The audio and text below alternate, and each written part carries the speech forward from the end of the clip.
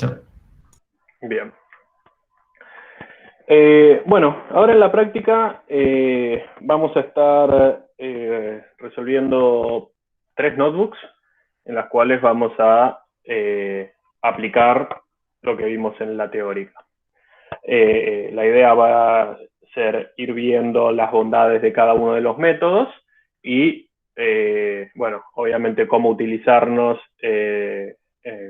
en nuestras notebooks con las librerías que venimos viendo y, bueno, qué diferencias en las reducciones podemos obtener con cada uno de nuestros métodos.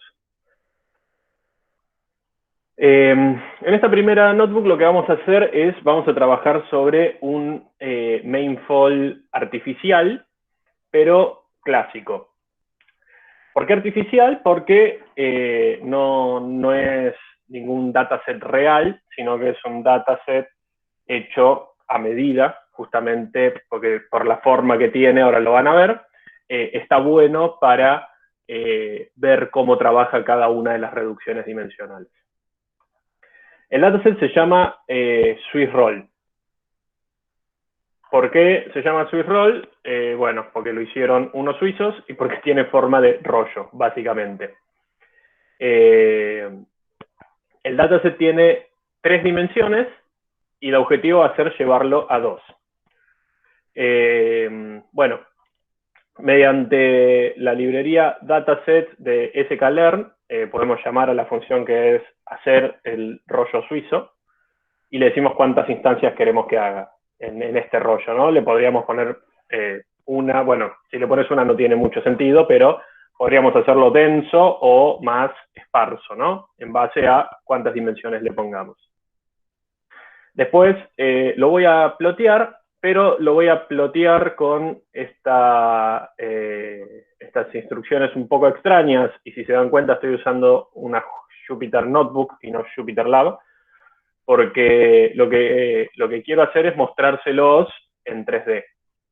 O sea, Jupyter Lab tiene una funcionalidad que todavía, por lo menos, Jupyter Notebook tiene una funcionalidad que por ahora no anda en Jupyter Notebook, que es esto de poder rotarlo en vivo. O sea, yo ahora, ven, y además de quedar así flashero, se puede apreciar mejor el rollo suizo.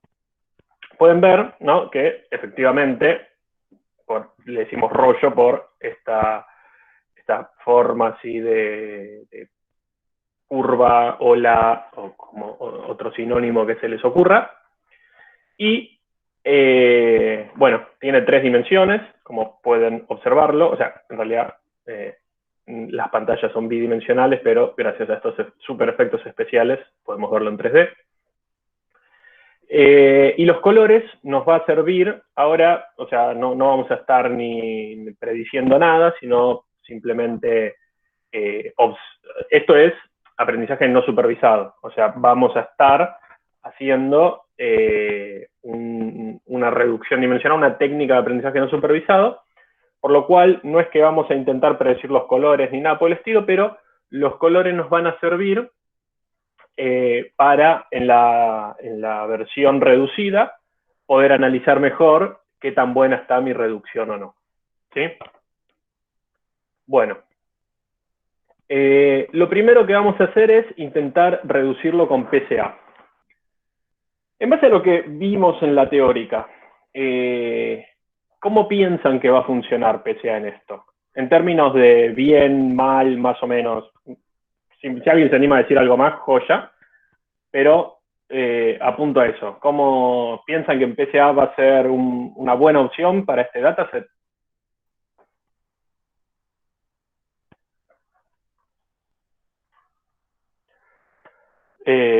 Acá Felipe dice, seguro agarra el eje y te mezcla todos los colores.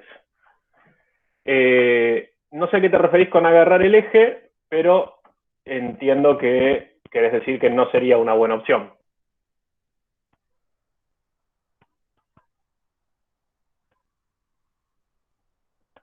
¿Correcto?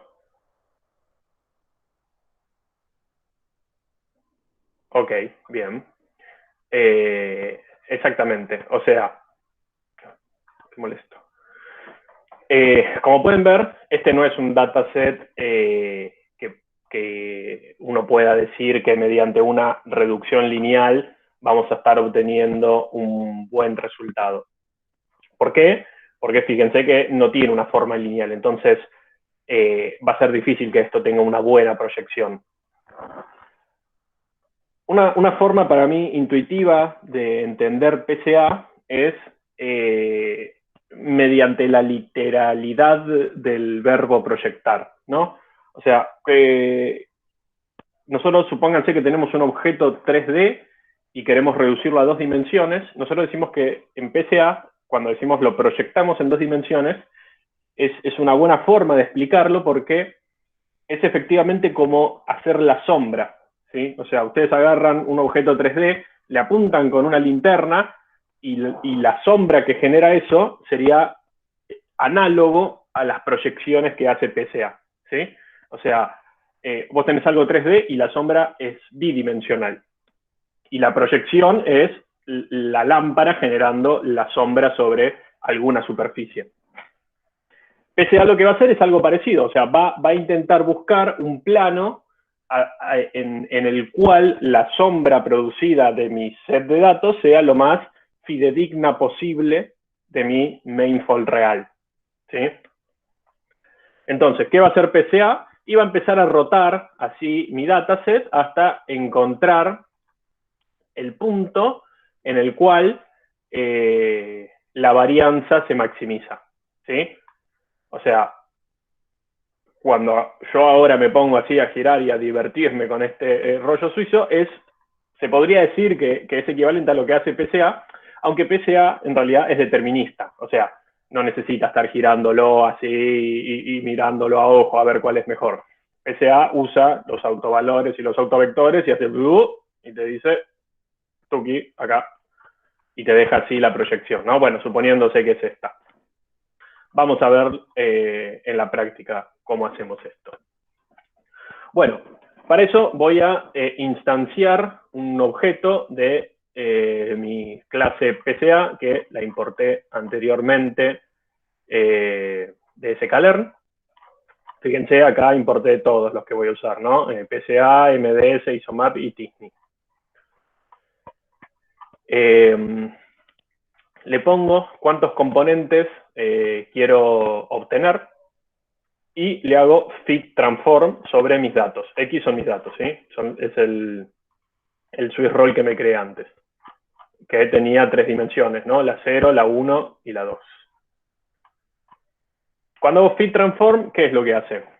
Calcula los autovectores, se fija en base a los autovalores cuáles son los más importantes. Acuérdense que la importancia de cada autovector estaba determinada por el autovalor. A su vez, los autovalores son los coeficientes que le permiten a PCA estimar la varianza explicada. Y bueno, los autovalores de mayor autovector van a ser las dimensiones, las direcciones, más que dimensiones, en las cuales me conviene proyectar. Entonces, cuando yo le hago fit transform, calcula todos los autovalores y todos los autovectores, se queda con los 2 principales, proyecta sobre esos 2 autovalores y me devuelve la proyección, es decir, la reducción. Yo le di algo de 3 dimensiones y me devuelve un set de datos de 2 dimensiones. Y yo después a eso le puedo decir que me diga, bueno, cuál es la varianza explicada de cada componente. Cada componente es cada dimensión o cada autovalor, ¿no? En el mundo de PCA es todo lo mismo. Y puedo ver que la primera me explica el 39, casi 40% de la varianza, y la otra dimensión explica el 31% de la varianza, ¿sí? Entonces, entre ambas componentes, conservo un 72% de la varianza. Es decir, bueno, no sé, acá qué es bueno y qué es malo, ¿viste? Empieza a ser difícil de determinar. Por suerte, como estamos yendo de 3 dimensiones a 2, podemos verlo y no solo basarnos en la estimación de PCA, sino en lo que efectivamente podemos ver al reducirlo. Y lo que voy a hacer es efectivamente eso. O sea, yo ya reduje mis datos, ya vi que para PCA explica el 72% de la varianza, por lo cual no sería malo, tampoco sería perfecto. Y lo que quiero hacer es, bueno, quiero verlo, ¿no? Porque, a ver, normalmente yo tengo datos de muchísimas dimensiones y no puedo visualizarlos. Entonces tengo que creerle a PCA o tengo que de alguna forma estimar si por lo menos mi dataset es linealmente reducible. O sea, se pueden hacer proyecciones lineales coherentes sobre él. Ahora yo ya tenía como una idea inicial de que no, porque lo vi que no era linealmente reducible. Pero bueno, vamos a ver. Yo quiero usar PCA igual y quiero ver cómo queda. Y lo que obtenemos es esto que ven acá, ¿sí? ¿Y qué es lo que pasó acá? La reducción, o sea, uno puede decir, bueno, la verdad que el 72% de PCA parecería ser coherente con lo que estoy viendo. ¿Por qué? Porque yo sigo viendo un rollo suizo, ¿no? Si le queremos decir así. O sea, sigo viendo esta forma que tenía. Pero ¿qué me pasó? La anchura del rollo no me quedó fidedignamente reducida. ¿Por qué? Y porque en algunos lados puedo ver que el rollo tenía cierto ancho, pero en otras partes, ven, está muy finito. O sea, no se mantiene esa proporción del ancho del rollo suizo en mi reducción. ¿Y por qué? Y porque PCA empieza a girar así y busca. Y es más, si yo me pongo ahora a buscar y hacer así, tal vez encuentro la proyección que encontró. Miren, podríamos decir que no sé, es algo, a ver, ¿cómo era esto? Es así finito en el naranja, en el celeste y en el verde. Bueno, ¿ven? Si yo me pongo así a jugar con esto, podría encontrar tal vez el lugar donde está eso, qué sé yo, no sé, supónganse, podría ser algo así, ¿ven? Más o menos por acá es donde PCA dijo, desde acá voy a proyectar en el plano, ¿sí? Entonces como que rotó mi dataset y dijo, acá, pum, y proyectó esto. Bueno, yo digo, bueno, ok, no es mala, o sea, si bien mis datos no eran, no cumplían las condiciones que uno supuestamente tiene que tener para poder hacer una buena reducción con PCA, de todas formas, qué sé yo, puedo decir que no es malo tampoco, ¿no? Pero bueno, vayamos a ver cómo funcionan nuestras otras técnicas, porque por suerte sabemos más de reducciones dimensionales que PCA. Entonces vamos a probar MDS.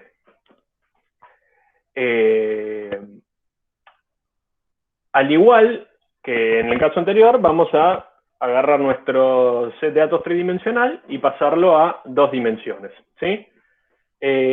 Bueno, acá entran de nuevo las bondades de sklearn, en la cual todas nuestras familias de modelos que tienen un comportamiento abstracto similar, sklearn, como son buenos programadores y hicieron algoritmos 2, creo que acá lo ven en algoritmos 2, ¿no? Bueno, nos dan una misma interfaz y detrás cada algoritmo lo resuelve de distintas maneras, ¿no? Pero como todos son reducciones dimensionales, todos tienen la misma interfaz, que es instanciarlo, fit transform, o fit y después transform, etcétera. Pero bueno, es el mismo procedimiento, ¿no?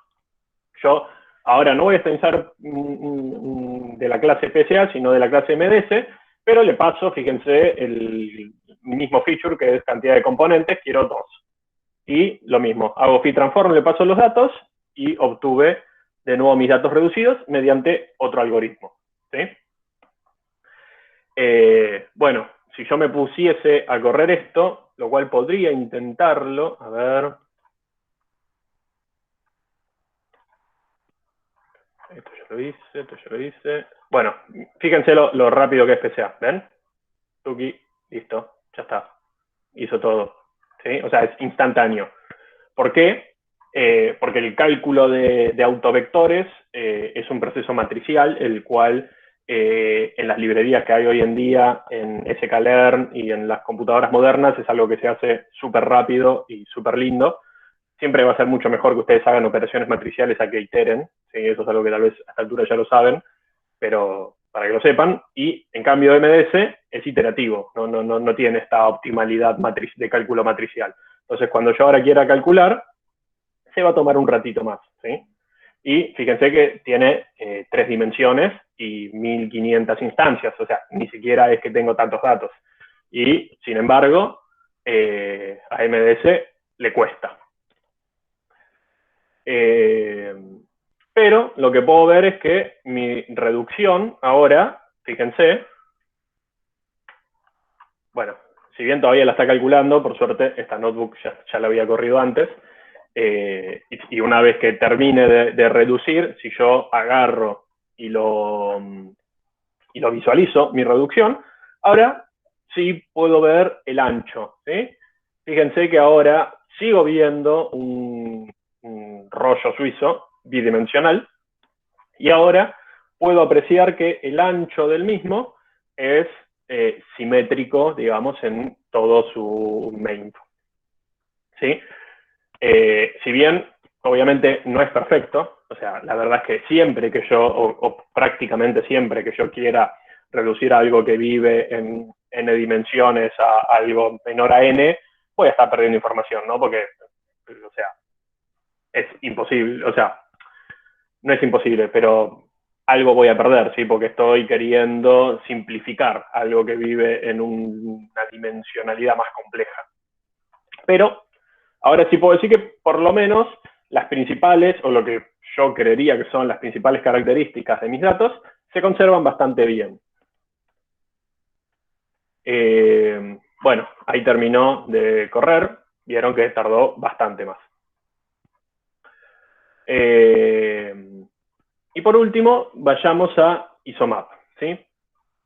Lo mismo que antes, al ser una reducción dimensional, sklearn nos da la posibilidad de trabajar a través de una misma interfaz, pero Isomap, además de decirle a cuántos componentes quiero reducir, le tengo que decir cuántos vecinos quiero mirar. ¿Qué eran los vecinos? Acuérdense que Isomap lo que hacía era construir la distancia geodésica. ¿Qué era la distancia geodésica? La distancia, o sea, supónganse, yo tenía acá, bueno, vamos de nuevo. Yo tenía este mainfall, ¿no? Ahora, supónganse que yo quiero ver la distancia, o sea, MDS, por ejemplo, usando la distancia euclidiana, quiere calcular la distancia de este puntito naranja a este puntito azul, ¿sí? En 3 dimensiones, tal vez el problema no está tan claro, ¿no? Pero en alta dimensionalidad, calcular distancias no es nada trivial, ¿sí? O sea, nosotros estamos acostumbrados a nuestro mundo físico, en el cual tenemos 3 dimensiones, 4 a lo sumo con el tiempo. En el mundo en el cual viven nuestros datos y es lo que tiene que entender nuestros modelos o mismos nosotros, son muchas más las dimensiones. Y por lo tanto, calcular la distancia ya no es una cosa así, bueno, de acá a acá tengo 1 metro. Es más complicado, ¿no? Pero bueno, para darles una idea de las opciones que tengo, es yo de este puntito naranja a este puntito azul podría decir, bueno, la distancia es esto de acá, y punto, ¿sí? Que eso sería la distancia euclidiana. ¿Pero qué hace Isomap? No. Como en la alta dimensionalidad es más complejo esto de las dimensiones, yo quiero que la distancia sea a través de mi mainfold. O sea que la distancia se restrinja a la dimensionalidad que tienen mis datos. La dimensionalidad, más que la dimensional, la dimensión, la forma, ¿sí? Entonces, ¿qué es lo que va a hacer? No va a ir de acá a acá, o sea, de este azul a este naranja, así, tuqui. Lo que va a hacer es ir a través de mi set de datos, recorrerlo todo y ahí ir al azul, ¿sí? Entonces, mientras que para la distancia euclidiana, que es lo que usa MDS, por ejemplo, estos 2 puntos, el naranjita y el azul, están bastante cerca, para la distancia geodésica están lejísimos. porque no puede ir por acá, tiene que dar toda esta vuelta por acá, ¿sí? ¿Y cómo es que obliga a la distancia a calcularse de esta manera? Crea un grafo, ¿no? Como explicó Mille en la teórica. ¿Y cómo crea el grafo? Bueno, para cada puntito lo une mediante aristas a sus vecinos, ¿sí? Y ahí es donde entra lo que les estaba diciendo ahora, que es la cantidad de vecinos. La cantidad de vecinos va a ser eso, o sea, yo voy a armar mi grafo de datos sobre mi mainfold, y ese grafo lo voy a armar en base a la cantidad de vecinos. O sea, yo para cada puntito voy a buscar sus vecinos más cercanos, ahí sí con la distancia euclidiana, pero ¿cuántos vecinos busco? Bueno, yo ahora le voy a poner 15 como para empezar con algún número, ¿no? Más o menos random, ¿no? Entonces, ¿qué va a hacer esto? Para cada una de mis instancias me la va a unir a otros 15 instancias, que van a ser las que estén más cerca, ¿sí? Entonces, yo ahora podría darle fit transform, como hice antes, pero para mostrarles la otra forma, voy a hacer primero fit y después transform, pero nada, es como que estoy agregando una línea más medio innecesariamente. Acá, cuando fiteo, lo que hago es, creo el mainfold, calculo todas las distancias, reduzco los datos e intento que en la reducción se mantengan esas distancias. Y bueno, y transformo mis datos. Y ahora lo proyecto. Bueno, como pueden ver, ¿qué es lo que sucedió? Es como que a mi rollo suizo yo lo estiré, ¿sí?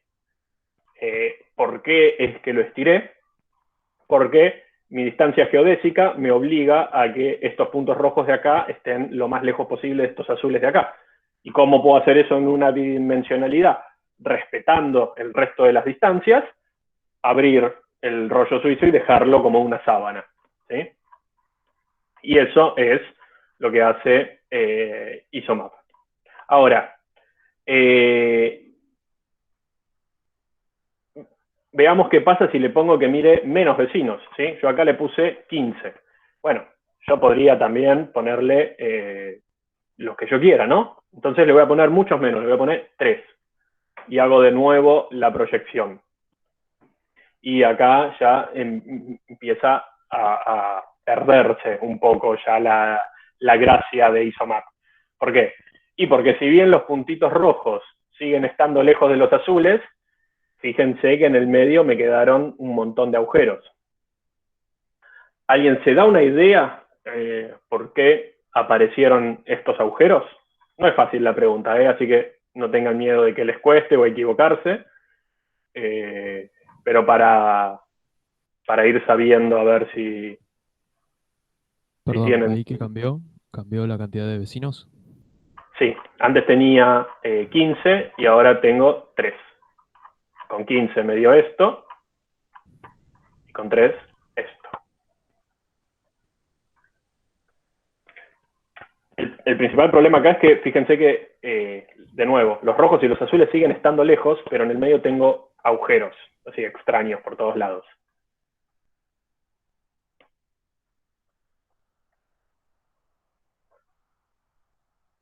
Tiren, tiren, tiren, que es una pregunta difícil, sin miedo a equivocarse. Entendería que si aumentáramos mucho el tamaño de los vecinos, puede haber otras cosas capaz, porque ahí sí empezaría a usar la distancia euclidiana, en algunos casos capaz. Pero en este caso estoy tratando de pensar todavía. Bueno, bien, bien. Esa era la pregunta siguiente. Guárdatela, porque por ahí bien, lo que decís va bien.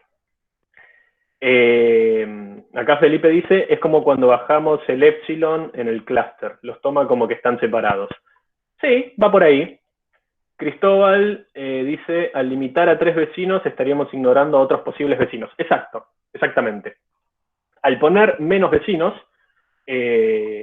instancias que deberían ser vecinas, ¿no? Como por ejemplo estos amarillitos con estos naranjas, se desconectan.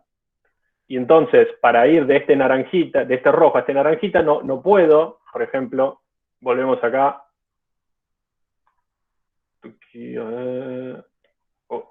Acá. Bueno, para ir de este rojito a este naranjita, al poner 3 vecinos nada más, ya no voy a poder hacer este caminito así derecho por el mainfold, sino que voy a tener que irme por acá y volver por acá. ¿Por qué? Porque estos ya no van a ser vecinos. Ven, acá están un poquito más lejos, estos de acá, entonces ya no van a ser vecinos, estos no van a ser vecinos, entonces todos estos mini agujeritos que tengo por todos lados, ¿ven? Porque fíjense que si bien el rollo es denso, tiene, ¿ven? Algunos agujeritos por ahí. Esos agujeritos se van a magnificar al ponerle yo menos vecinos. ¿Por qué? Porque ya para ir de acá a acá, estos dos puntitos que están ahí bien cerquita, a ver si me acerco un poco. Puntitos que acá están bien cerca, al yo ponerle tan pocos vecinos, probablemente este rojo no esté conectado ni siquiera a este de acá. Entonces, para ir de acá a acá, voy a tener que hacer toda una cosa así y me va a dar una distancia mucho más grande, ¿sí?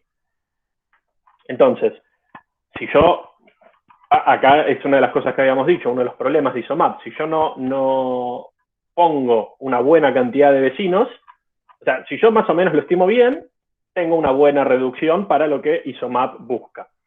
Si yo no lo estimo bien, ya mi reducción empieza a ser bastante mala, ¿sí? Y ahora iba a lo que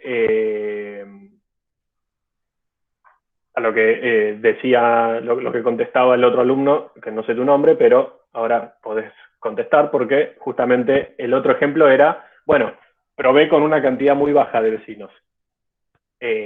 Antes había probado con 15, después probé con 3 y ahora voy a probar con 150. ¿Sí? Entonces, ahora sí podés decir lo que habías dicho. ¿Qué crees que va a pasar? O cualquier otro, ¿no? El que se anime. Manuel.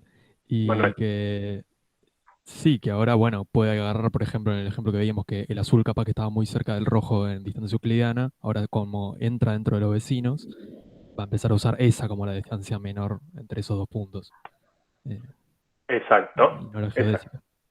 Exacto. Exactamente. Bien, bien. Creo que no lo podría haber explicado mejor. Pero sí, o sea, al poner una cantidad de vecinos muy grande, rompo la distancia geodésica, ¿sí? Y fíjense que la reducción que obtengo es más parecida a lo que me daban las otras reducciones, incluso peor porque es peor que PCA incluso porque me deja muy finito, aunque más o menos lo respeta. ¿Y por qué es que pasa esto? Porque al poner 150 vecinos, vamos de nuevo a este ejemplo, a ver el dataset original. Supónganse que para cada puntito yo voy a buscar los 150 vecinos más cercanos, ¿sí? Yo tengo 1500 instancias. Entonces voy a venir a este puntito naranja de acá y voy a empezar a buscar los 150 vecinos más cercanos por distancia euclidiana, es decir, la distancia común y corriente. Entonces va a empezar bien a unir toda esta sección de acá, de acá, acá, pero de repente cuando ya va, no sé, por el 110, ya estos de acá, por ejemplo, le quedan más lejos que este de acá. Entonces me va a unir a este naranja con este azul. Y ahí me rompió la distancia geodésica. ¿Por qué? Porque ahora para ir de este naranja a esta área de acá, ya no va a tener que dar toda la vuelta por acá, sino que va a ser tuki, ¿sí? Me va a cruzar este puente tramposo y se va a venir acá. Entonces, ya la distancia no es geodésica, ¿sí? Ya es una distancia euclidiana medio rancia, que no, la verdad que no sirve para nada.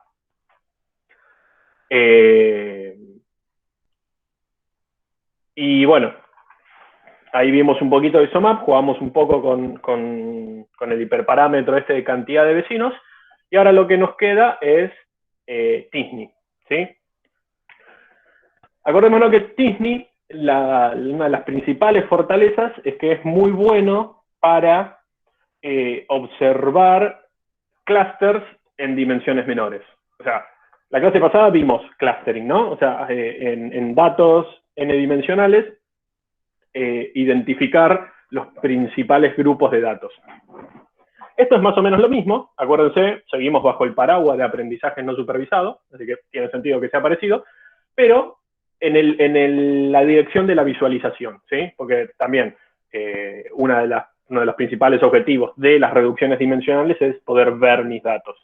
También otros, ¿no? Como mejorar el cómputo, optimizar el espacio, etcétera, etcétera. Pero una de esas ventajas es esa. Y como uno de los objetivos que perseguimos al reducir dimensionalmente es poder visualizar mis datos, t-SNE es el que se enfoca principalmente en eso y es el que mejor trabaja en el sentido de clústeres, ¿sí? O sea, es bueno para visualizar grupos de datos en baja dimensionalidad. Entonces, cuando yo ahora aplique t-SNE, ¿qué es lo que va a hacer t-SNE? Mediante lo que explicó Jan de la probabilidad de que las instancias sean vecinas. O sea, MDS usa distancias, ¿no? Euclidiana, coseno, qué sé yo, cualquier tipo de distancia que queramos. ISOMAP se crea una nueva distancia, que es la geodésica, y t-SNE usa la misma idea de mantener esa tabla, ¿no? O sea, al fin y al cabo, todos son tablas, ¿no? O sea, MDS tiene todas las distancias entre todos los pares de puntos. ISOMAP tiene la distancia geodésica entre todos los pares de puntos. Y t-SNE tiene la perplexity, o sea, la probabilidad de ser vecinos de todas las probabilidades de puntos. ¿Cómo calcula esa probabilidad? En base a la perplexity. Entonces yo le tengo que setear a cuántas dimensiones quiero bajar y una perplexity, ¿sí? Y, de nuevo, la misma bondadosa interfaz de siempre, fit transform, obtuve mis datos reducidos y los grafico. Bueno, y ahora lo que puedo ver es que ya el mainfold a t-SNE no le importa mucho. A t-SNE lo que le importa es esto, grupos de datos, ¿sí? O sea, acá por acá tengo estos rojos que van a ser vecinos, que son vecinos en la alta dimensionalidad, y en mi baja dimensionalidad van a seguir siendo vecinos, ¿sí? Y los azules con los rojos no son muy vecinos, así que en mi reducción dejan de ser vecinos. O sea siguen sin ser vecinos, digo. Le bajo la perplexity y nada, sigue deformándose. Esto no sé si, Camilo, ¿estás por ahí? Sí. Esto, ¿querés que te deje a vos esta parte? Dale, ahí comparto. Dale. Y después, si querés, anda con tu notebook y después yo termino con las imágenes. Dale.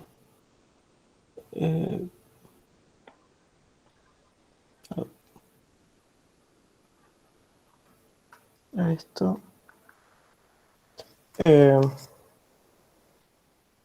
Bueno, habíamos quedado por acá. Y la idea, como dijo Juan, es aplicar t-SNE. Y por ahí, un poco también como para que se entienda un poco más, la idea es, como dijo Jean, que uno intenta mapear como las probabilidades de ser vecino en una alta dimensión. No tengo la cámara puesta, pero como lo que uno intenta hacer con t-SNE es mapear las probabilidades de que sean vecinos en una alta dimensión a una en baja dimensión, ¿no? Y la idea es que la función esa horrible que mostró Jean intenta de alguna manera, es como la función que se usa para comparar probabilidades, porque no es trivial comparar distribuciones de probabilidades. Entonces, lo que hace básicamente es minimizar esa diferencia de manera de que las probabilidades en alta dimensión sean muy parecidas a las probabilidades de ser vecino en baja dimensión. Es un poco lo que intentan hacer esas ecuaciones.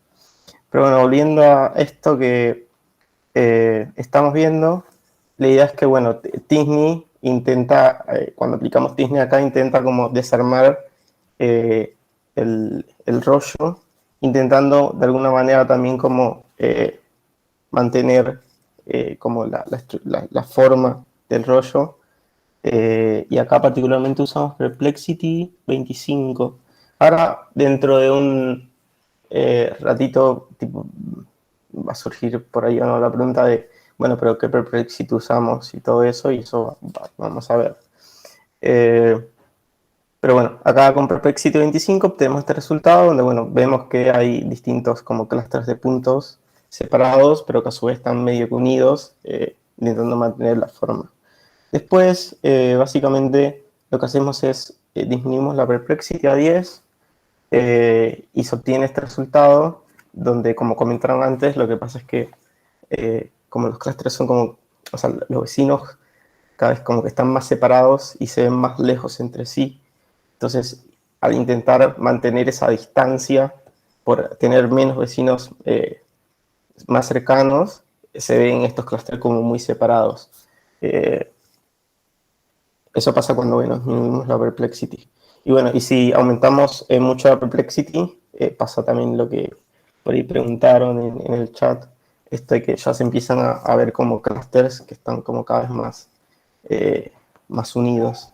O sea, los puntos como que la distancia, o sea, los puntos se ven más cercanos entre sí. Entonces por eso están como más unidos en este caso. Y después, ¿qué pasa si, por ejemplo, le ponemos a la perplexity de 150? Porque hasta ahora venimos con valores de, no sé, 20, 50. Pasa esto, eh, donde, bueno, acá ya como que, si recuerda bien cómo era el tema de Tisney, lo que hace es que dibuja una distribución gaussiana en el punto y como que en base a como esa distribución es los puntos que tomas como vecino. Entonces, básicamente, si aumentamos mucho la perplexity, como que la gaussiana es más grande, entonces los vecinos que va a tener ese punto como que son más, digamos, van a estar como, los va a ver más cerca. Y entonces, si volvemos a la imagen, fíjense que acá el rojo se intenta pegar con el verde y el azul se intenta pegar con el naranja. Y si volvemos a cómo era el dataset, si se fijan, el rojo, tipo, al aumentar como la gaussiana, ya empiezan a entrar puntos verdes y acá también empiezan a entrar puntos azules.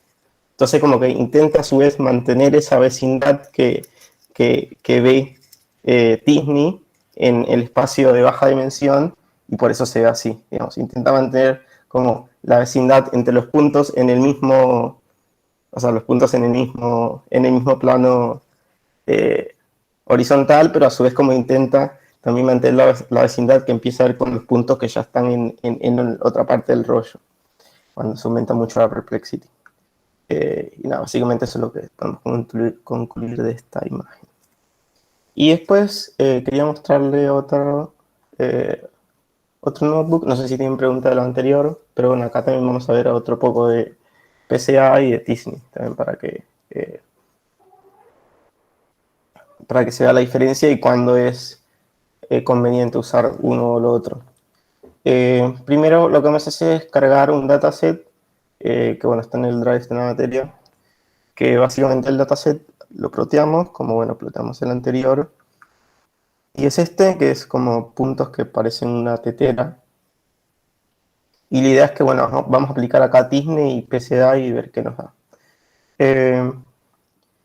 Primero, como la idea de PCA, como bien dijo Juan, es como la idea de decir, bueno, si yo proyecto los datos, como cuál es la proyección que me da mayor información. Porque de alguna manera mayor varianza implica mayor preservación de información. Entonces, la idea es que si yo les pregunto, bueno, proyectando dónde es que se parece más una tetera, que es lo análogo a decir dónde se preserva mayor información, ¿no? Si yo proyecto acá, si yo proyecto acá arriba, o si yo proyecto así. Como si ustedes ven como esas tres proyecciones, ¿cuál es la menos probable que se equivoquen? No sé si se entiende por ahí la pregunta. Eh, Ahí Elian respondió la última. Sí, efectivamente. O sea, es menos probable que me equivoque si veo esta última que si veo, por ejemplo, esta de acá. Que puede ser, no sé, otra cosa. Una taza. Bueno, entonces vamos a aplicar PCA, a ver qué nos da PCA. Y la idea es que vamos a pasar de 3 dimensiones a 2. Y bueno, la pregunta es, siempre que intenten como recordar que hace PCA, es como hacer la proyección que mantiene mayor cantidad de información. Y bueno, esta es la pregunta que yo les hice. Entonces, bueno, nada, aplicamos PCA, instanciamos y después hacemos un fit transform con los datos. Y después proyectamos eh, las dos proyecciones que tienen mayor varianza. Y bueno, nos da esta proyección. que bueno, es la que habíamos dicho, que es la que preserva mayor información. Y después, bueno, la segunda y la tercera sería esta, digamos. Y la idea es, bueno, decir, bueno, ¿qué pasa si ahora nosotros le aplicamos T-SNE a este dataset, ¿no? Vamos a aplicar T-SNE con una perplexity bastante grande. Recuerden que perplexity bastante grande considera como muchos, o sea, el espacio de vecinos es bastante grande. Y bueno, a ver qué nos da. Y aplicando T-SNE a este dataset, nos da algo como esto, donde básicamente lo que hace es como que descompone las partes de la tetera en distintas partes, ¿no? Como está como la parte del medio y después la parte de arriba con la tapita, ¿no? La tapa. Después, si disminuimos el valor de perplexity, como vimos, es como que, de nuevo, los vecinos, los puntos se ven como cada vez más alejados y cada vez tiene menos vecinos cada punto. Entonces se ve como si hubiésemos si se hubiese partido la tetera o hubiese estirado al piso. Y nada, quedan como pequeños, o sea, las partes de la tetera cuya forma se puede preservar usando esta perplexity tan pequeña se mantiene, como puede ser estas partecitas de la tapa, pero después hay partes de las teteras que son muy grandes que no pueden, o sea, cuya forma no puede preservarse usando esta perplexity. Y bueno, nada, eso. Vemos que los conglomerados están muy separados entre sí. Y después si ponemos una perplexity muy grande, de nuevo es como que ya directamente la forma se puede preservar mucho más por esto de que los puntos tienen como muchos vecinos. Y bueno, si ponemos ya una perplexity muy grande, ya directamente nos da casi acá 400. Recuerden que empezamos como con 25 y fuimos aumentando. Ya acá es directamente casi la tetera, lo que nos muestra una proyección. Y así hay dos conglomerados distinguibles. Y bueno, o sea, queda claro que por ahí el valor del perplexity controla la noción de vecindad o de cuántos vecinos tiene cada punto y qué tan lejanos están los otros puntos. Y la idea es que también quiero mostrarles ahora como por ahí uno tiene muchas preguntas de T-SNE y el creador de T-SNE, no el creador de T-SNE, el del paper, básicamente en su página, como hizo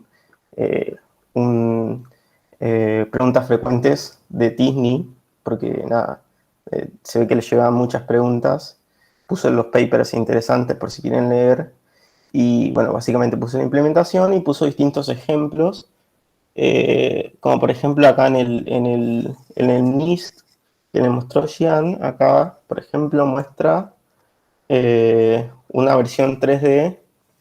No, bueno, no creo que se vea que está girando, pero sí, entonces se ve como girando en 3D los clústeres de los números.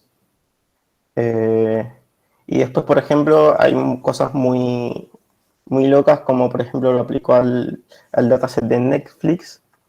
Y nada, básicamente acá tiene como las películas y el dataset tiene películas y ratings de las películas y se aplicó a eso y básicamente le queda, no sé, X-Men 2 United y nada, está bastante, puede entretener uno mucho viendo estos resultados. Y después nada, un montón de cosas, SP500, etc.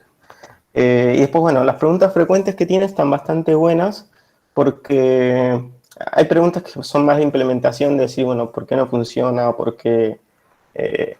Como de que depende de la calidad. Pero hay un par de preguntas que están buenas, como cuando uno dice, bueno, ¿cómo debería yo setear la perplexity?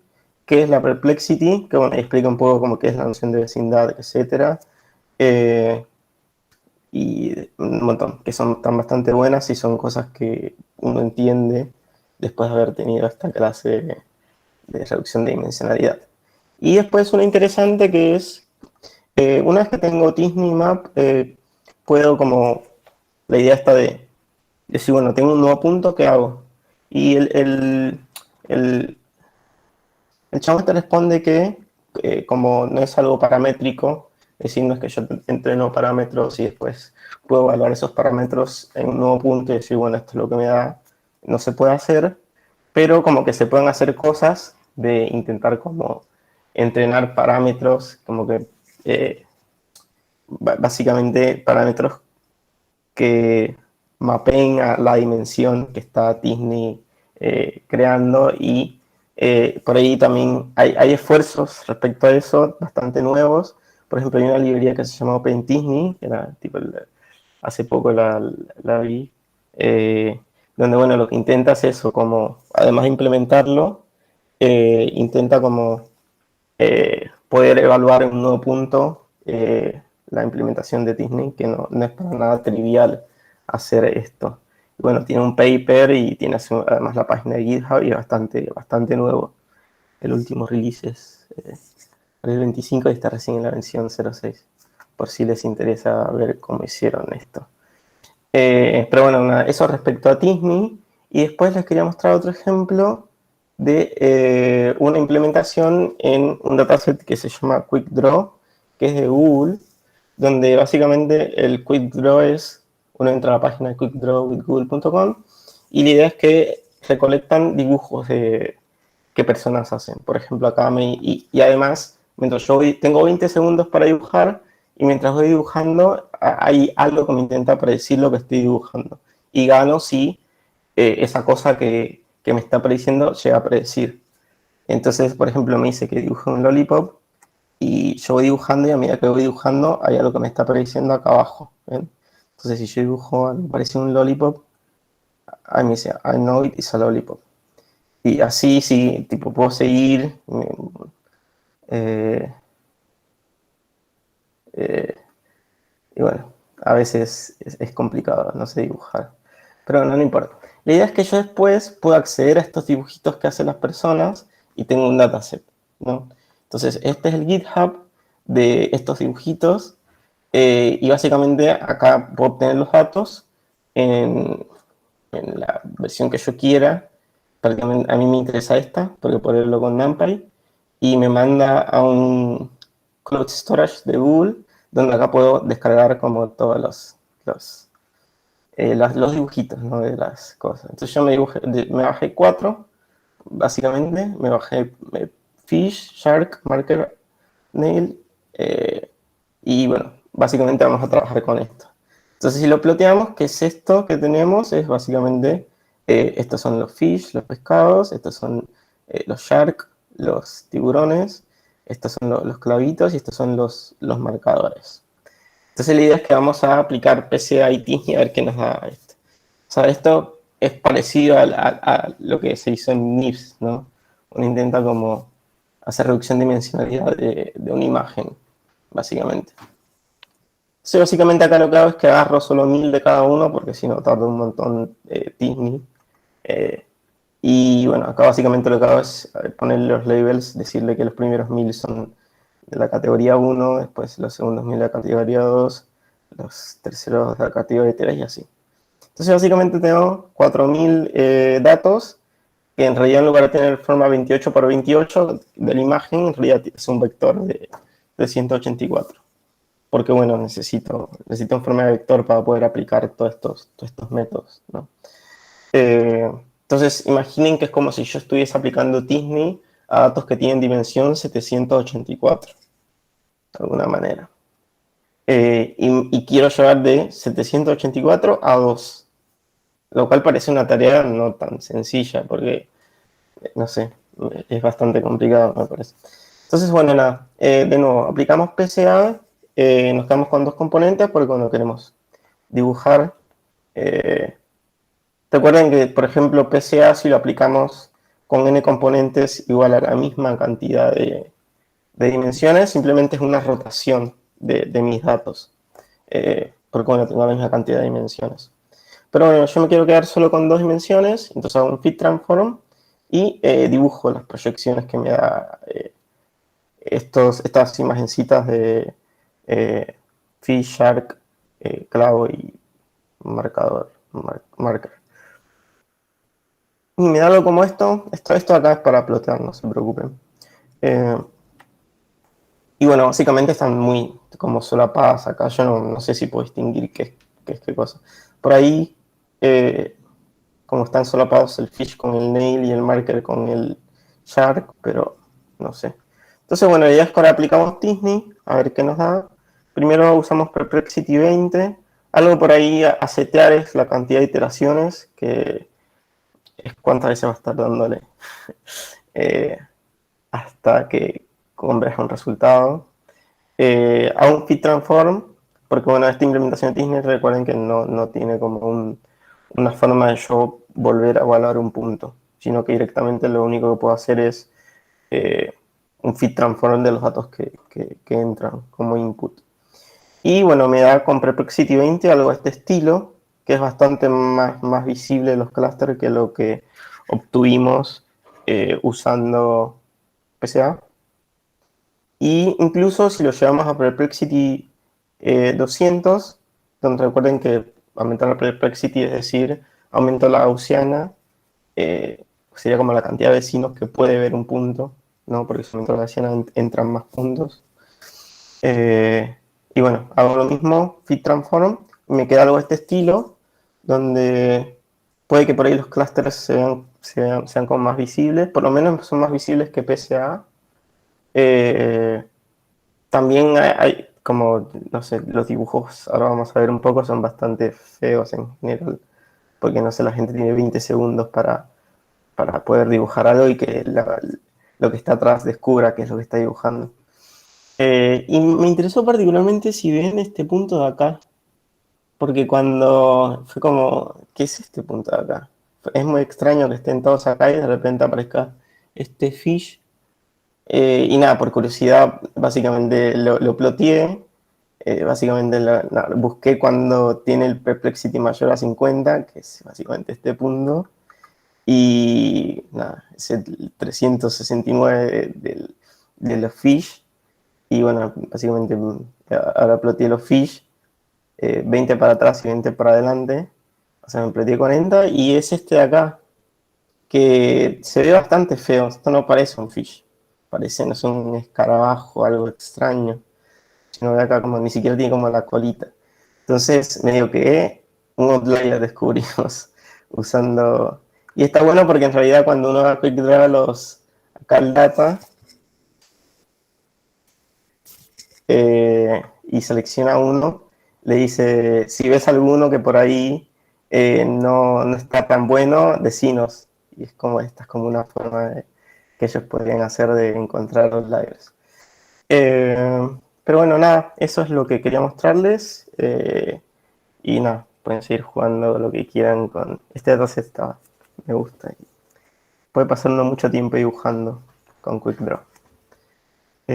Bueno, no sé si Juan, vos querés ir mostrando Dale, las dale. imágenes. Ahí vas a compartir.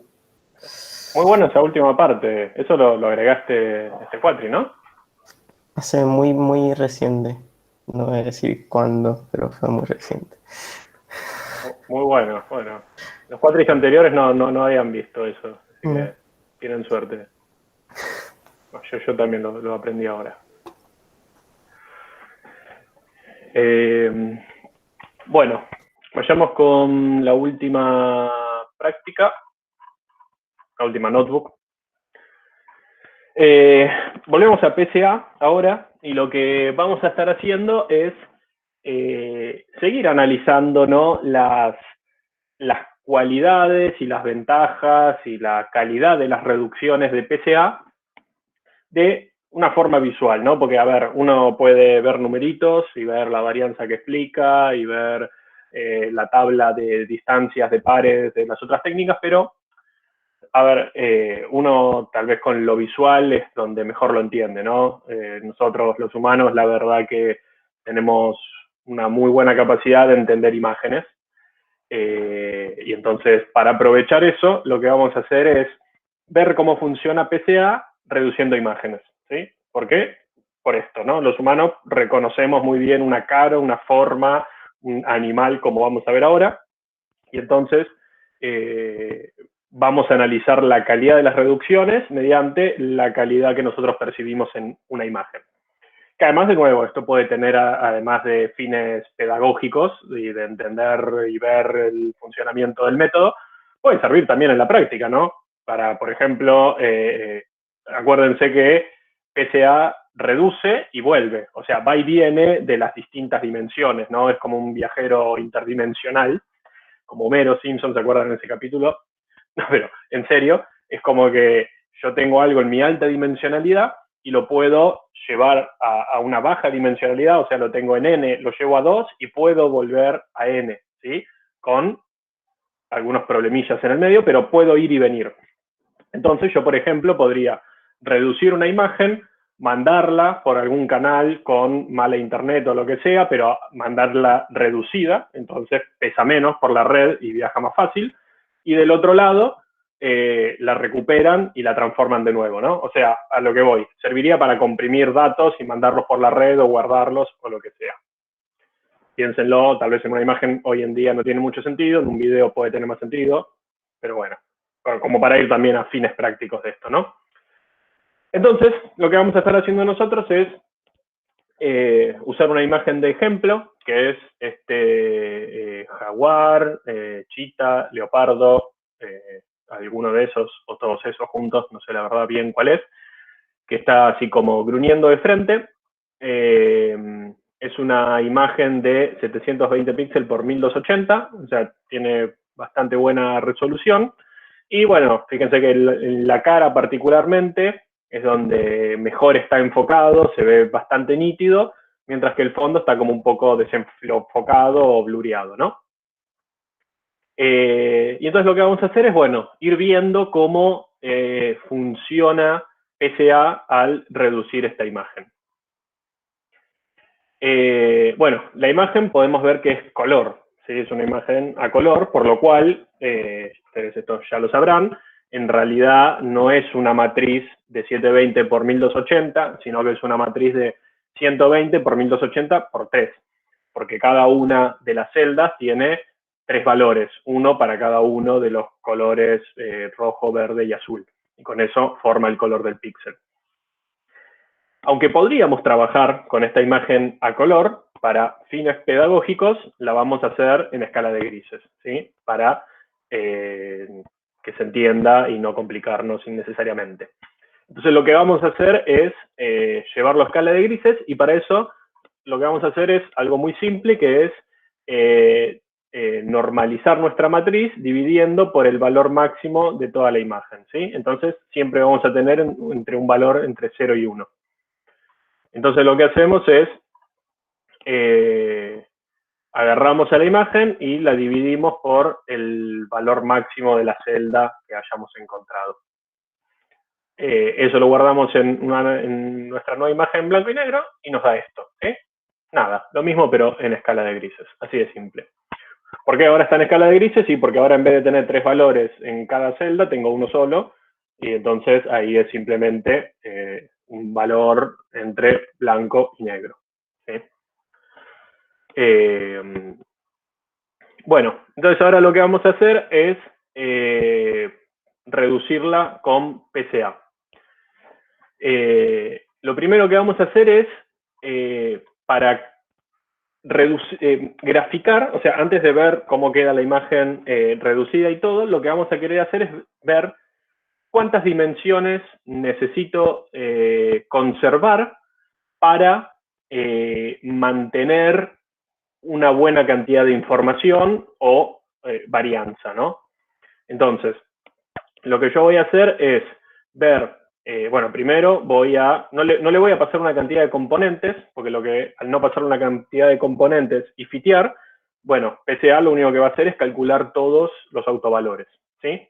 Entonces después lo que voy a hacer es ir viendo mi varianza acumulada, ¿sí? O sea, voy a agarrar lo mismo que dice en la otra notebook, de que me diga la varianza explicada de cada autovector, y voy a ir haciendo una suma acumulada de eso, y lo voy a guardar en este array. ¿Y qué va a tener este array? Bueno, la primera dimensión explica el 10%, la segunda explica el 5%. Entonces, este array va a tener en la primera posición 10 y en la segunda 15.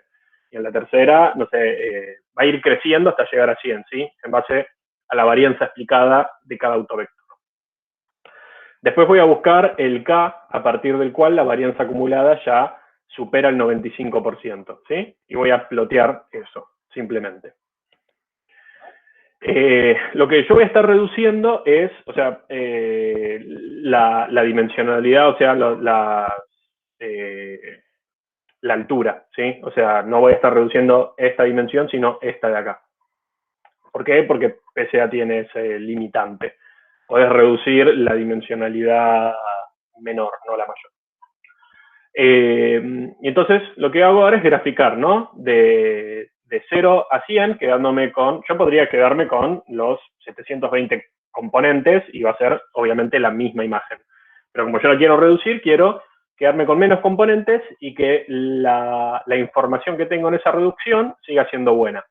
¿Y qué es bueno? Bueno, 95%. Ese puse yo como mi umbral. ¿Cuándo llego a un 95%? Acá. O sea, la línea roja es el 95 y la línea negra es cuando llego a ese 95. Y si se fijan, es más o menos con 74 componentes. Es decir, de mis 720 dimensiones, yo quedándome solo con 74, según PCA, yo puedo obtener una buena cantidad de... una buena reducción. ¿Cuántas variables nos ahorramos? Y bueno, yo antes tenía 720 por 1280, ahora tengo 74 por 1280.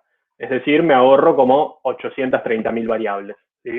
Por lo cual está bien, tiene sentido. Porque de nuevo, o sea, acuérdense, nosotros hasta ahora veníamos, no sé, tal vez dando ejemplos de Excel o cosas así, ¿no? Donde cada instancia es una columna. Acá en cada imagen, cada píxel es una instancia, ¿sí? Entonces yo tengo 720 por 1280 píxeles. O sea, tengo una dimensionalidad tremenda. Y la reduje un montón.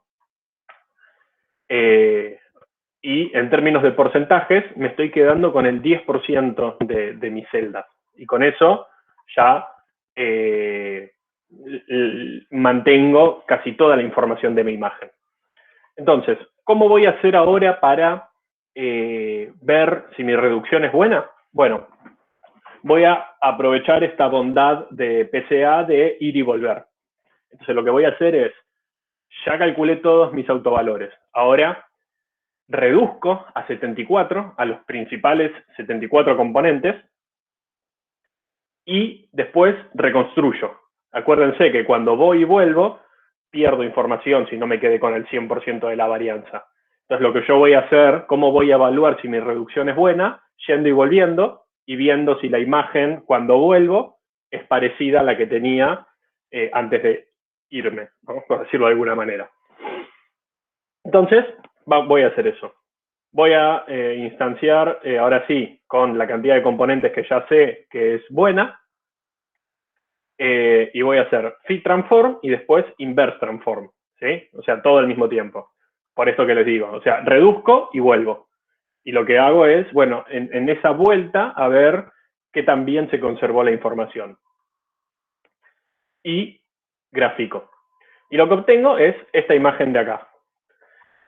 Y la verdad, no sé ustedes qué piensan, pero es bastante buena, ¿no? O sea, mi imagen original, acuérdense, era la blanco y negro, era esta de acá.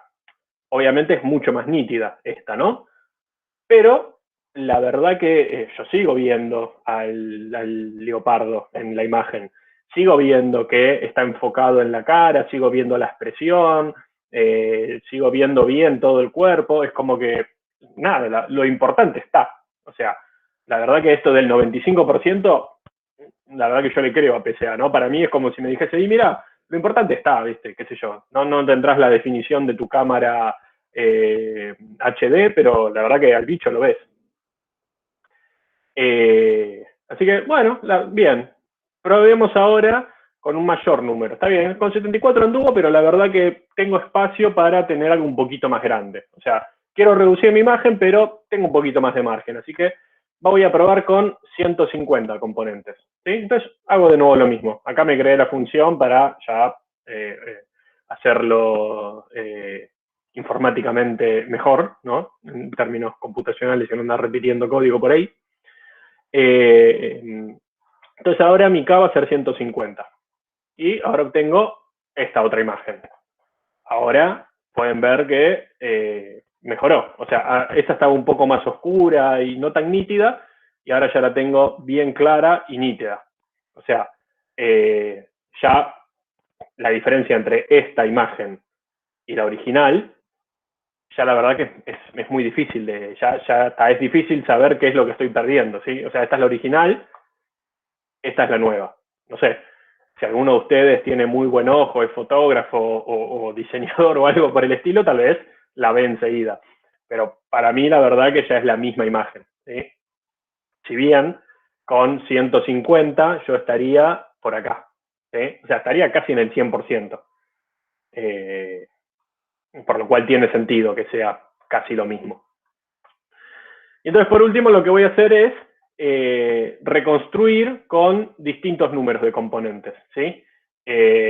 Ya vi que con el 95% de la varianza, es verdad que tengo más o menos lo mismo, pero yo soy muy perfeccionista y quiero más, y con 150 la verdad que es prácticamente la misma imagen.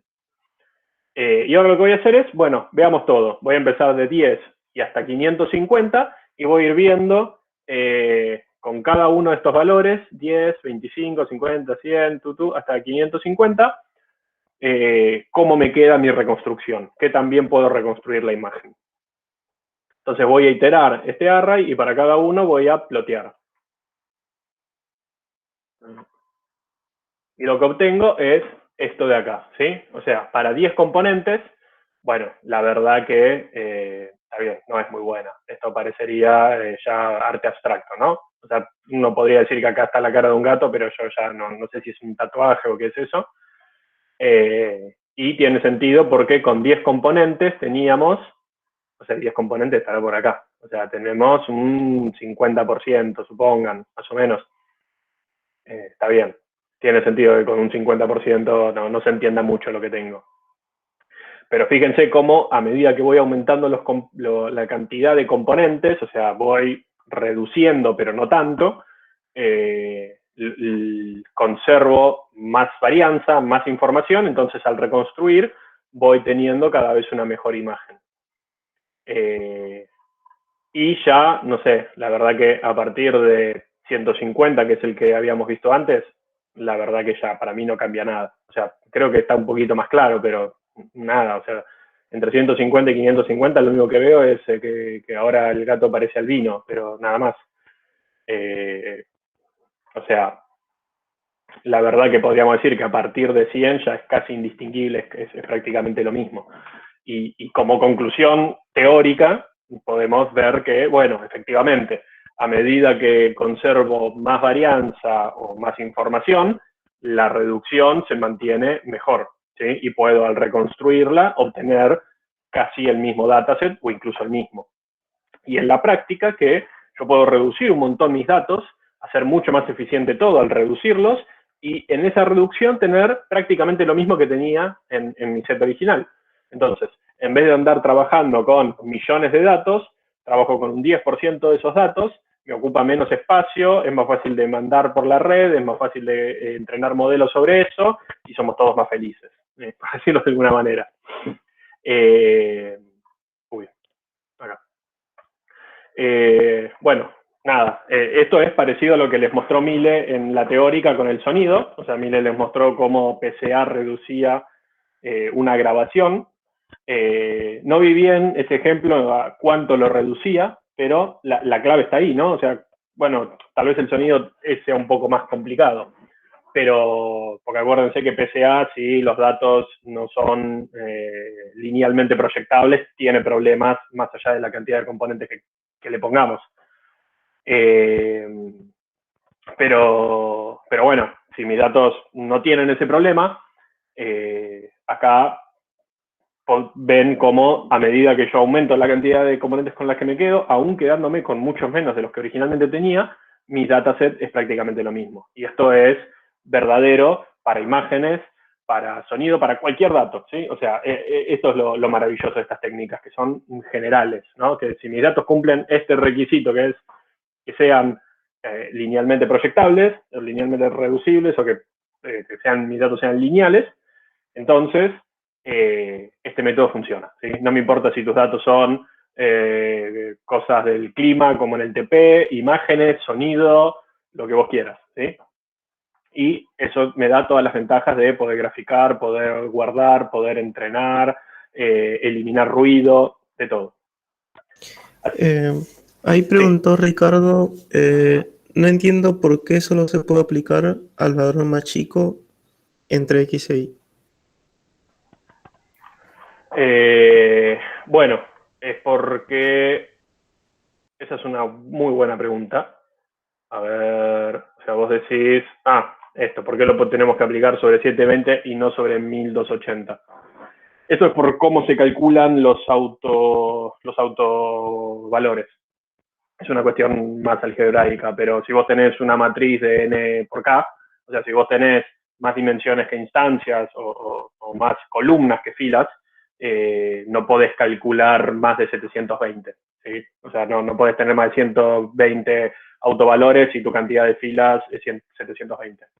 Es por eso, o sea, habría que ir al cálculo de los autovalores y autovectores, que no viene el caso, pero es un limitante algebraico. ¿Se entendió? Dice que sí. Clarísimo. Gracias. Buenísimo. Y bueno, a ver, ahora, ¿alguna otra duda de esta práctica, de esta notebook, de la teórica, de lo que quieran?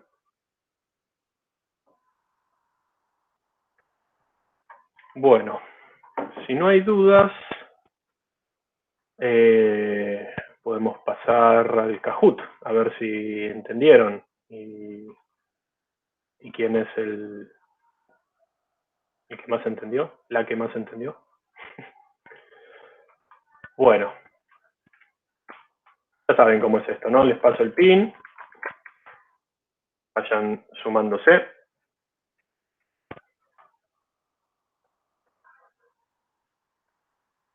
Y vamos viendo, y vamos a jugar.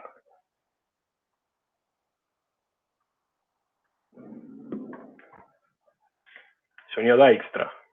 Buenísimo. Che, fíjate, Juan, no sé si podés o no, pero la musiquita. Y es que ahí el tema es que... Según entendí, de lo de Xian, vos, si compartís la pestaña, pasa la música. es verdad. A ver, No sé, es el truco que aprendimos hoy, así que. vamos a ver.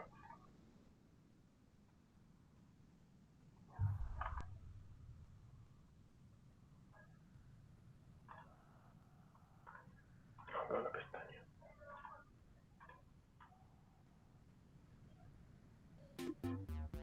Vamos, todavía. Grande, Jan. Encima lo mío seguro se escuchaba re saturado. Esto se escucha perfecto. Bueno, ya sabemos cómo hacer bien los Kahoot la próxima vez. Hemos aprendido algo. Aprendimos con Camilo y cómo hacer que tenga sonido. Tal cual, tal cual.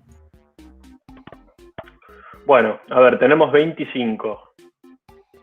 Somos 46. Vamos, un par más. Llegamos a 30 y arranco. Ay, no, me muero. ¿Quién es deprimidito? ¿Por qué? ¿Qué te pasa? Contanos en el chat. Soporte 2020. Sentimientos, mandá sentimientos @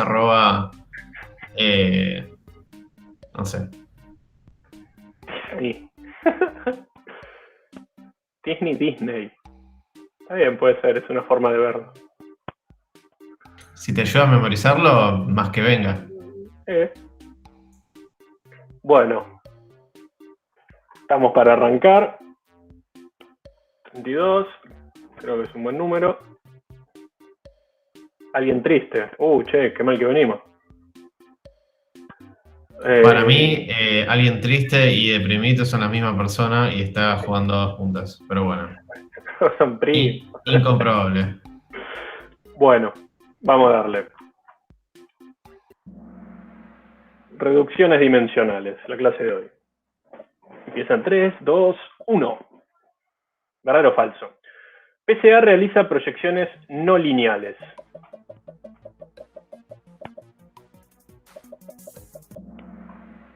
Bien, me gustó la velocidad. Exactamente, falso. Tal vez la parte del no es lo que confundió a los otros tres, pero acuérdense, PCA realiza proyecciones lineales, ¿sí? O sea, proyecta linealmente sobre mis datos en un plano que anduvo rotando alrededor de mi mainfold, encontró a dónde proyectar y ¡pum! Proyección lineal, ¿sí? Sí, de hecho, un pequeño comentario, ya para no subirle el ego a Juan. Juan, el cuatri pasado, explicó con una linterna, éramos tan pobres, con una linterna cómo PCA hace una proyección. Así que si todavía hay alguien que no entiende, digamos, conceptualmente qué joraca es la proyección del PCA, puede ir a los primeros minutos teóricos del cuatri pasado que están en YouTube y verlos. Claro, claro, sí. Yo un poco lo intenté decir esto de las sombras, pero es verdad. El cuatri pasado lo hice efectivamente las sombras, el día de sombras como en Los Simpsons, pero bueno, en una clase teórica y tal vez les ayuda. Desde ahí se ganó el apodo Noche de Siluetas. Eso, No, no mentira. sé decir. Bueno, siguiente pregunta. 1 de 10, ¿eh? Vamos con la segunda. Bueno, a ver cómo viene el tablero. Viene Lian, Cristofacha. Esto que no se llega a ver debe ser algún emoji raro. Pero Para mí bueno, es está. para mí es una proyección no lineal esos cuadraditos. No, Puede mentira. ser. O con Disney. Bueno, pero está parejo, ¿eh? Vamos que todos tienen chance. Segunda pregunta, ¿verdadero o falso? PCA es un algoritmo determinista. ¿Sí? O sea, no estocástico. Siempre que lo corro me da lo mismo. ¿Verdadero? ¿Falso? Hay todos que están dudando. Vamos. 4, 3, 2. Vamos, sin miedo. Bueno. Verdadero. O sea, es determinista. Acuérdense, PCA, una de las ventajas que tiene es que es súper eficiente porque hace todo matricialmente, que no necesita ningún hiperparámetro porque vos lo único es cuántas cantidad de componentes querés quedarte, pero eso es más allá del algoritmo, o sea, va a calcular todo y vos vas a decir con cuántos te querés quedar. Y es determinista, o sea, los autovalores y los autovectores son siempre los mismos, no depende de ninguna propiedad random ni de nada, o sea, de ninguna semilla, nada de esas cosas. Siempre que lo corras, va a dar lo mismo. Seguimos. Elian sigue puntero, ahora lo sigue un cuadradito, antes serían 3 cuadraditos, supongo que debe ser otro emoji raro. Y bueno, cambió el resto del podio.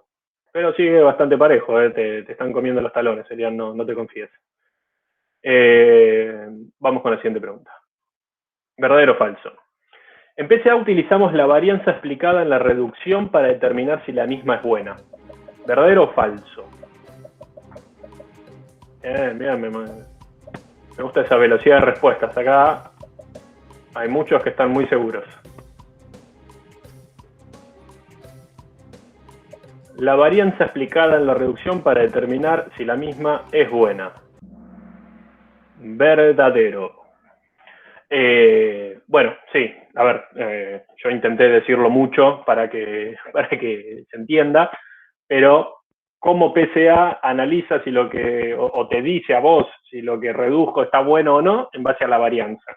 Cómo calcula la varianza en base a los autovalores, ¿sí?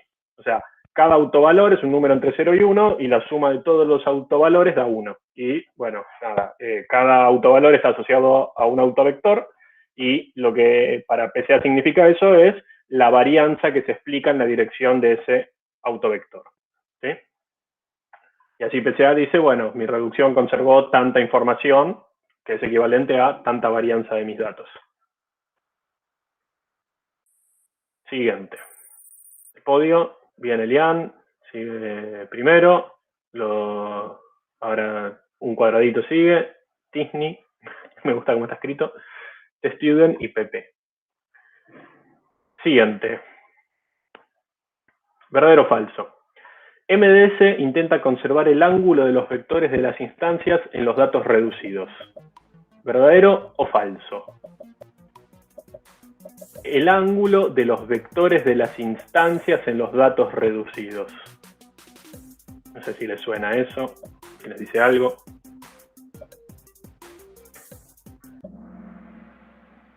Si no les decía nada, estaba bien, porque la verdad que es medio fruta esta afirmación. Nunca hablamos de ningún ángulo. Tal vez si alguien habló un poco de la distancia coseno, pero no, creo que no se mencionó mucho. No. MDS intenta conservar las distancias entre las instancias, ¿sí? Nada de ángulo de vectores o lo que sea. O sea, la distancia que le pongamos puede ser cualquiera, ¿sí? Tal vez le podemos poner la distancia coseno, pero en ese caso no es los ángulos, ¿sí? O sea, usa los ángulos, pero no es los ángulos. Igual no dijimos eso. Lo normal es usar la distancia euclidiana, que nada tiene que ver. Así que, acuérdense, MDS intenta conservar las distancias en el espacio original, que en el espacio reducido sean las mismas entre todos los pares de instancias, ¿ok? O sea, esto es falso. Cualquier duda que tengan o lo que sea, pregunten, porque también esto es, además de para jugar y divertirnos, para que se afiancen los conceptos. El podio. Elian, te fuiste. Ahora Cuadradito va primero o primera. Tisni, T-Student o Dijkstra. Bien, te tengo confianza. Hiciste un buen algoritmo de caminos mínimos. Sigamos. Quiz. La ventaja de MDS sobre PCA es: MDS es más eficiente computacionalmente, MDS puede realizar reducciones no lineales, MDS no tiene problemas de mínimos locales, MDS no necesita setear hiperparámetros. Una sola es la correcta. Bien, bien, bien, bien. Me preocupaba que esto tal vez los confunda. Pero sí. MDS tiene otras ventajas, ¿no? Pero en este conjunto es esa. O sea, MDS puede realizar reducciones no lineales, mientras que, como era la primera pregunta, PCA solo funciona bien o idealmente funciona bien si las reducciones son lineales. MDS no es más eficiente computacionalmente, eso tal vez también ya debería estar claro. MDS es iterativo, es estocástico, tarda un montón, lo vimos en la práctica. PCA es muchísimo más rápido. MS tiene problemas de mínimos locales, porque hacer estocástico y ir iterando para buscar que las distancias se parezcan lo más posible puede quedarse en un mínimo local y no encontrar la mejor solución. MDS necesita setear hiperparámetros, que es, por ejemplo, la distancia que querés usar, ¿sí? Y que es un parámetro no fácil de saber cuál es el que más conviene. Entonces, estas tres son claramente incorrectas y esta es la correcta. Siguiente pregunta. El podio. Bien, Tisni, pasó a la cabeza. Vamos, Dijkstra, confío en vos. PCA Enjoyer, creo que ya pasó tu hora, pero te tengo fe también. Siguiente. Quiz. La distancia geodésica le permite a ISOMAP realizar la reducción de forma eficiente, proyectar los datos linealmente, conservar la geometría del manifold, obtener una buena visualización. 4, 3, 2, miren cómo se las ríe. Eso, bien, bien, bien, bien. Realizar la reducción de forma eficiente, y no, eso es muy ambiguo, y la verdad que todos buscan hacer eso, y no, eficiente en términos computacionales además no es, porque es lento, igual que MDS. Proyectar los datos linealmente, no, o sea, justamente, gracias a eso, igual que MDS, puede proyectarlos no linealmente. Obtener una buena visualización, y bueno, lo vimos en la práctica, la verdad que es relativo lo de una buena visualización, ¿no? Puede que sí, según el criterio de ellos, pero no es el principal objetivo. El principal objetivo de la distancia geodésica es conservar la geometría del manifold. ¿Sí? Acuérdense, si algo no se entendió, pregunten. Siguiente, a ver cómo va el podio. Bien, bien, bien, está peleado, ¿eh? Todos tienen chance. Boxplot viene sumando. Dijkstra te tenía más fe en esto, ¿eh? Era tu método este. Sigamos. ¿Verdadero o falso? Tisney es un método determinista. ¿Verdadero? Falso, falso, verdadero.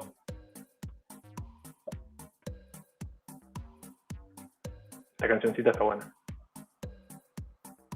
Sí, te repega.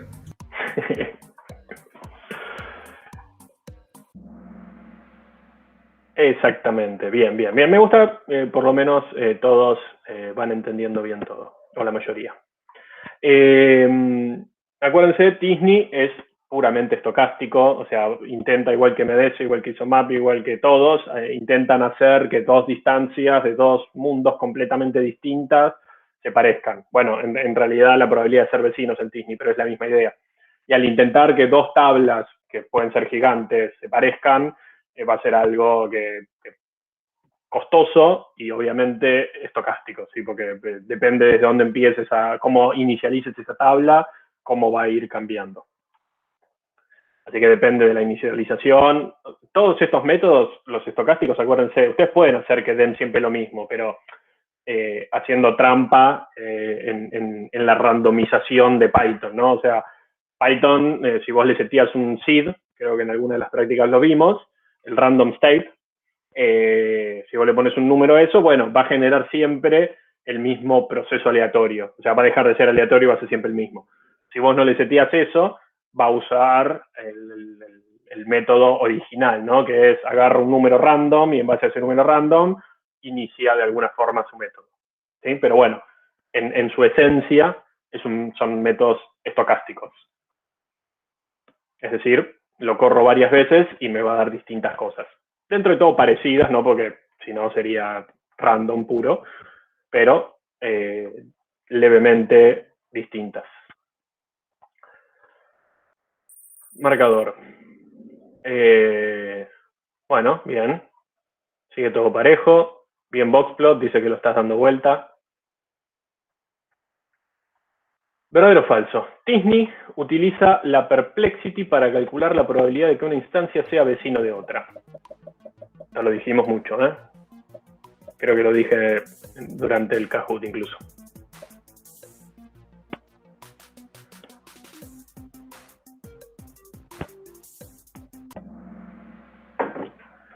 Exactamente. Creo que justo lo había dicho en la pregunta anterior o en una de esas.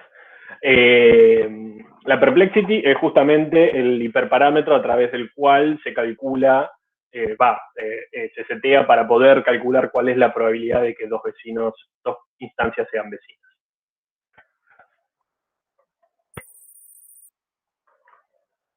Bien. Boxplot la viene peleando desde abajo, pero está cerca ya. 9, ya casi. Tisney no tiene problemas de cómputo si nuestro set de datos es muy grande. O sea, supónganse, yo tengo un montón de datos, muchas dimensiones, y lo que me dice esto es que Tisney no tiene ningún problema de cómputo con eso. Va a andar bárbaro. ¿Verdadero? Hay mucha duda, ¿eh? Eso. Bien, exactamente. Falso. Tisney es justamente uno de los más costosos. O sea, de todos los que vimos, creo que Tisney va a ser el que más le cueste, el que más tarde. Incluso muchas veces se suele hacer una reducción previa antes de aplicar Tisney, porque si no, puede que no termine nunca o que te explote la computadora. En una de las prácticas más adelante vamos a usarlo y van a ver esto. O sea, normalmente una práctica más o menos estándar es aplicarle SVD antes de aplicar Tisney. SVD es Singular Value Decomposition, que es otra técnica parecida a PCA algebraica, que hace algo parecido a PCA. No lo vamos a ver en la materia, pero bueno, en un ejemplito lo vamos a ver. Y normalmente con eso se intenta reducir a, no sé, 100 o 1000 dimensiones, dependiendo del dato, y después le aplicas Tisney, porque si no, puede que, por ejemplo, para datos muy grandes, nada, no lo puedes ni usar directamente. Entonces, bueno, nada, es uno de los problemas de Tisney. No escala en la dimensionalidad de mis datos o en el tamaño, ¿no? Si tengo muchas instancias también le va a costar mucho. Podio, antes de la última pregunta, y bueno, bien, ¿eh? Todos tienen chance. La extra, no sé dónde quedaste, pero yo confiaba en vos. Última pregunta. ¿Verdadero o falso? Una vez calculada la reducción, dada una nueva instancia, Tisney puede calcular su reducción fácilmente. Miren cómo los mira. ¿Este quién es? ¿Es el de qué pasó anoche? No sé, es uno de esos, pero les tiene confianza.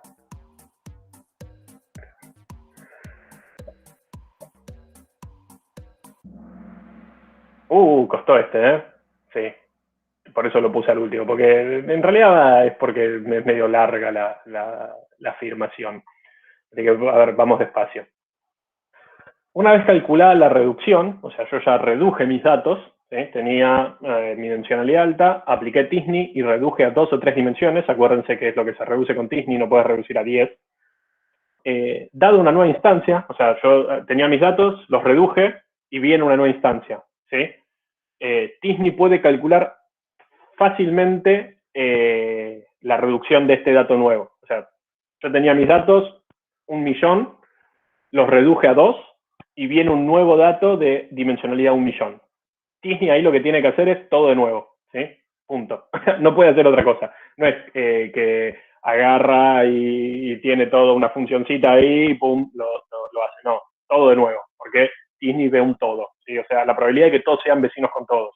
Entonces, una nueva instancia no puede saber si es vecino de esto, tiene que agarrar, ver todo de nuevo y calcular todo de nuevo, ¿sí? O sea, no es cero eficiente para este tipo de approach, ¿no? O sea, si vos lo querés llevar a producción y reducir en tiempo real datos nuevos, probablemente sea lo más subóptimo del mundo.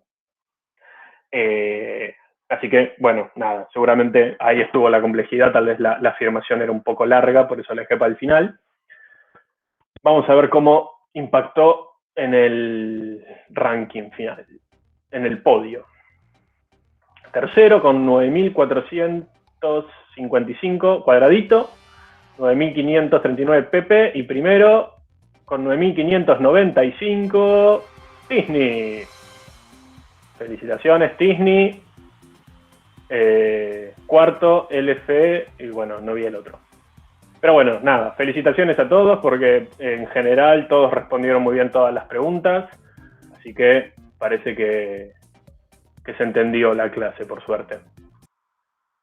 Bueno, acá dejo, como siempre, la encuesta y un premio a los que participaron, que es otro link, completamente distinto. Guiño, guiño. Nada, con eso estamos. ¿Alguna pregunta?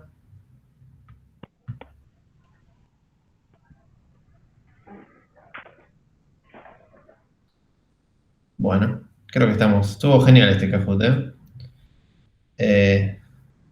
dice Nicolás, dice un link dudoso para los que participaron. No sé si es dudoso, por ahí hay Bitcoin, por ahí hay una noticia o por ahí simplemente el formulario de la encuesta. Solo lo vas a saber hasta haber cliqueado. Es como la caja, la caja. Algún día voy a poner algún premio. O hoy puede ser, nunca sabremos. Bien, o puedo poner una foto de la caja, ¿no? Bueno, Yo tengo una pregunta antes de sí. cortar. Respecto a esto de que no se puede, dada una nueva instancia, volver a hacer todo, porque no hay una función, como decías recién, Juan.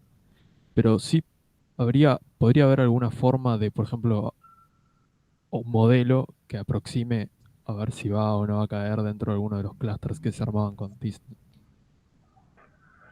No necesariamente la misma reducción, pero sí algo que lo aproxime, si se puede calcular. Mira, Para si se te ocurre producción. cómo hacerlo, podrías subir una librería y publicar un paper. No, Pero olvídate. no, o sea, hoy en día en la teoría de Tisney y en las implementaciones y todo, o sea, ve un todo. O sea, la probabilidad de que este sea vecino de este está relacionada al resto de los vecinos y al resto de las probabilidades, es como que ve un todo a la vez. Y excepto que, o sea, hay que calcular todo de nuevo por lo pronto, porque hay que ver todo, ¿no? A mí por lo menos no se me ocurre cómo podría hacer eso. Yo lo que vi hacer algunas veces, que nunca me terminó claro si funciona o no, es, igual no confundamos una cosa muy importante, no confundamos clustering con reducción dimensional, ¿no? TSN es reducción dimensional, no le va a poner un numerito, le va a reducir la dimensión, ¿sí? Punto número 1. Punto número 2. He visto gente agarrar, por ejemplo, el algoritmo de clustering, entrenar un algoritmo de clustering, bueno, entrenar no, mandar a correr un algoritmo de clustering, después con los resultados del algoritmo de clustering, ir y entrenar un modelo de clasificación, como para plasmar esa forma de hacer clustering. Y manejar los delta entre, bueno, corridas, etcétera, etcétera. Teóricamente podrías hacer algo parecido a eso en TSNE, no sé si funcionaría o no, que sería usar TSNE para reducir la dimensionalidad y entrenar un modelo entonces que reciba la dimensión original y te mapea la dimensión más chica y entrenar un modelo para que haga eso. Que puedes entrenar un modelo exitosamente de eso, andás a ver, ¿no? Desconozco. Ahí por ahí teóricamente podrías predecir un nuevo modelo, pero la verdad desconozco si alguien lo hizo o no. Y ese problema está también en MDS y en Isomap. No lo tenés en PCA. ¿Por qué? Porque los otros dos tienen que hacer lo mismo, calcular la tabla de distancias, y dado una nueva instancia, vos no tenés esa entrada en tu tabla. O sea, vos en tu tabla tenés instancia 1, 2, 3, 100, si llega a la 101 no está en tu tabla. O sea, ¿cómo la agregás a tu tabla? Tenés que calcular la distancia de esa nueva instancia con todos los otros. ¿Cómo lo calculás? Necesitas esas instancias en la dimensionalidad original. Entonces tenés que calcular eso contra todas las otras y cambiarlo.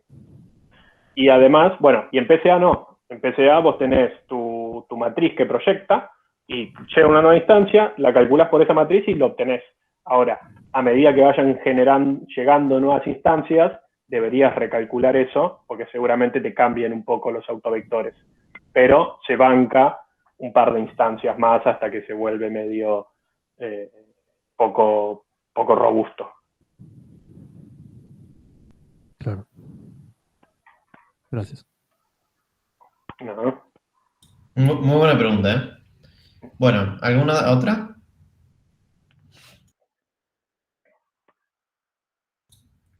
A la cuenta de 3, 2, 1. Bueno, listo, que tengan un buen finde. Entre hoy ya voy a tratar de correr un par de scripts para crear los grupos. Pingué a 3 personas para que terminen de anotarse en el formulario de inscripción. El resto ya se anotó bien, así que está todo ok. Y en base a los grupos que tengan, que estén chequeados, o sea que no haya nada raro, vamos a crear los repos y deberían recibir una invitación entre hoy y mañana a entrar al repo ese, de los grupos ya creados por el formulario. Dicho eso, un saludo, Gato. Vamos a dejar de grabar.